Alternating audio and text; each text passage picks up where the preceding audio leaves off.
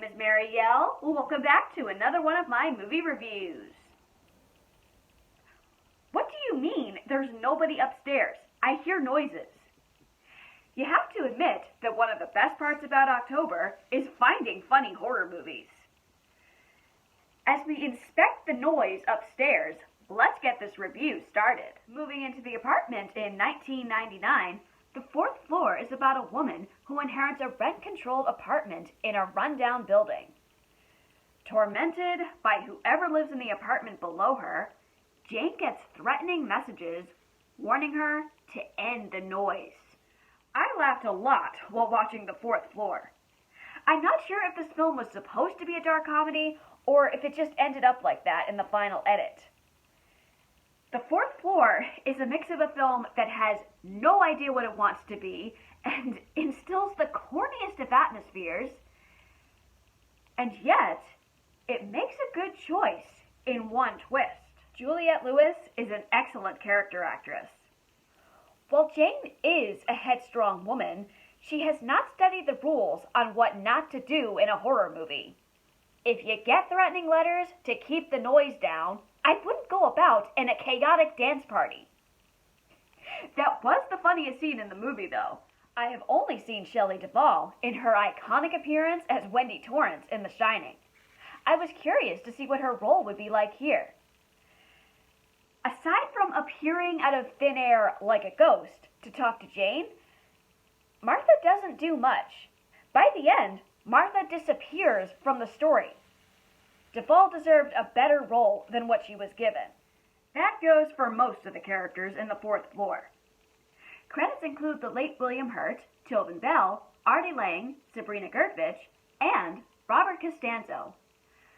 Most just get the direction to act as suspicious as possible. The Best Character Award goes to Austin Pendleton. I have seen him in a handful of movies. Playing the usual character type, kind and gentle, this film proves that he is a good actor. The Fourth Floor is worth watching for his performance. Once again, this is another film that abides by the storyline of Rear Window. The Fourth Floor forgets what its story is half the time.